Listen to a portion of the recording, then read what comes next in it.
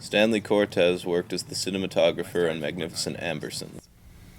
I began to realize that Orson was one of our geniuses. And when you work on a lot of films, there are a few that stand out to you that you become very proud of, and Ambersons was certainly that for me. But as great as the film is now, it could have been much better, especially considering they cut over 5,000 feet of film, my take included. And here's the thing, though. It took us about 3 days to do it, whereas we would have spent perhaps a week on the different cuts, and you wonder how we did it. But of course, it was all predetermined.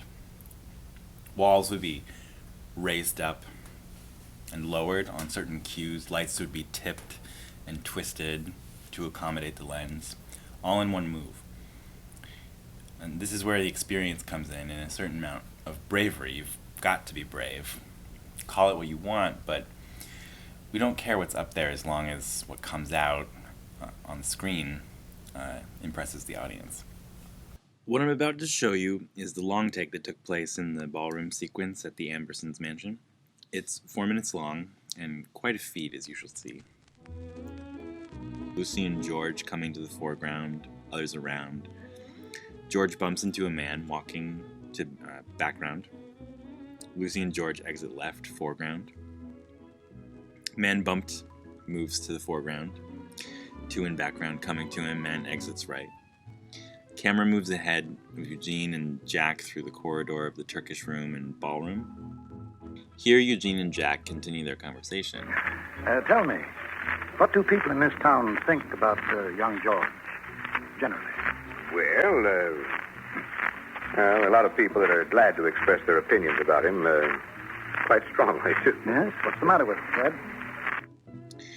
Into the hall. Pan right. Follow Butler holding tray of olives. Butler comes into the foreground with tray. Mrs. Johnson watching him. Too much Amberson, I suppose, for one thing. And for another, Isabel just fell down and worshipped him from the day he was born. I don't see how she doesn't see the truth about that boy of hers. She thinks he's a little tin god on wheels. I tell you, Dean, she actually sits and worships him. You can hear it in her voice when she speaks to him. You can see it in her eyes when she looks at him. Eugene and Jack coming on at right. Butler crosses left and exits. The two cross to right. Camera pans. Jack and Eugene come to the foreground. Camera moving back through room. They stop. Eugene and Jack come into foreground in doorway. My heavens, I often wonder, what does she see when she looks at him? Yes, well, she sees something that we don't see. What? An angel. No, Fred, mothers see the angel in us because the angel is there. And mothers are always right. Yes, I know what you mean, Gene. You mean that George's mother's always right.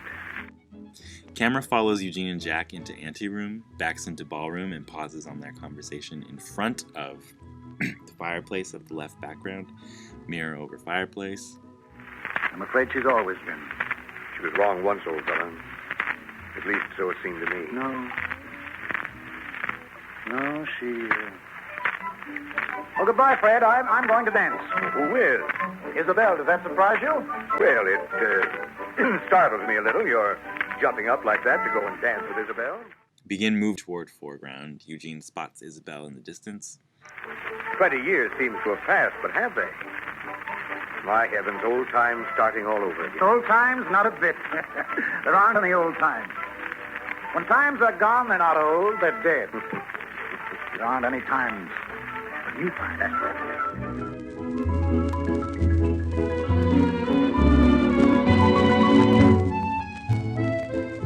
Camera moves backward across ballroom.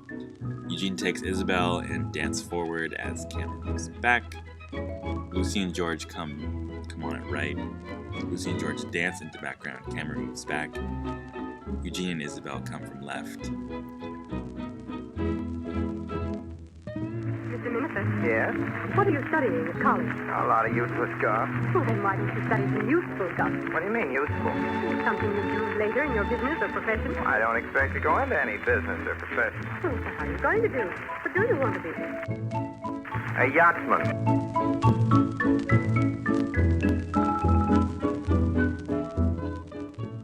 And that's it.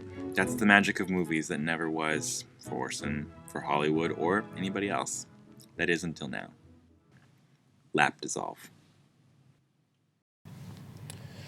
Richard Wilson had worked with Orson Welles since his Mercury Theater days, and was with Orson in Rio when Orson received the bad news about Ambersons. We started working at the Mercury Theater years ago together. He was always so wonderful with radio. I think when he started making Kane, he didn't have many technical skills. Not of a filmmaker, at least. But boy, did he have the imagination. Once he got working on Ambersons, which was not too long after, I think he just got all wrapped up in his ideas. By the time he got news about the Pomona Review, we were already in Rio, shooting Carnival.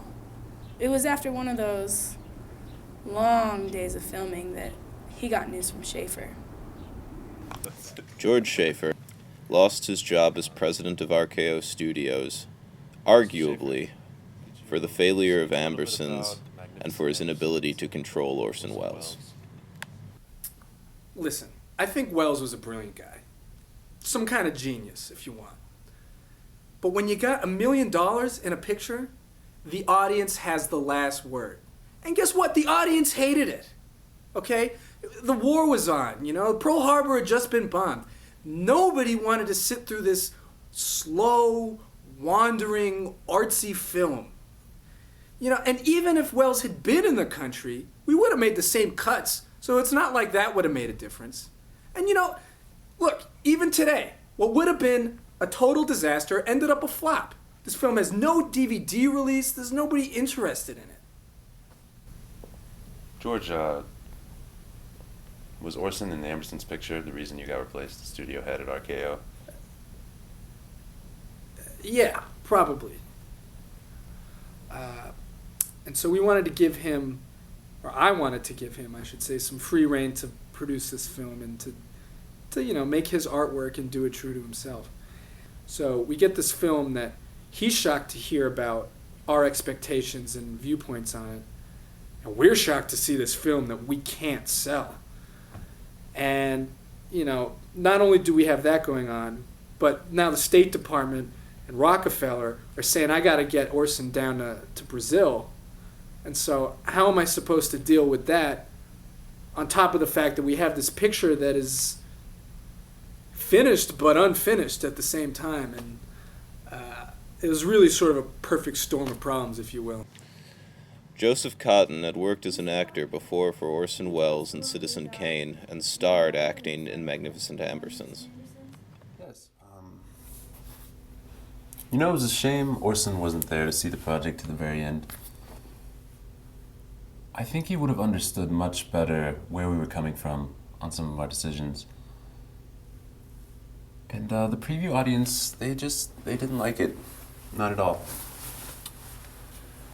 In my opinion, some of his scenes were, like the ending, for example, too slow, too somber, too Chekhovian, and it just didn't vibe with the audience. Orson could be a very grim individual, and I think he let a lot of his personal stuff slip into his work. Do you think his childhood played a role in the making of the movie? It's funny, I never remember Orson talking about his childhood. Part of me wonders if he ever was a child. That's great, Joe. Thanks a lot. Yeah, thank you.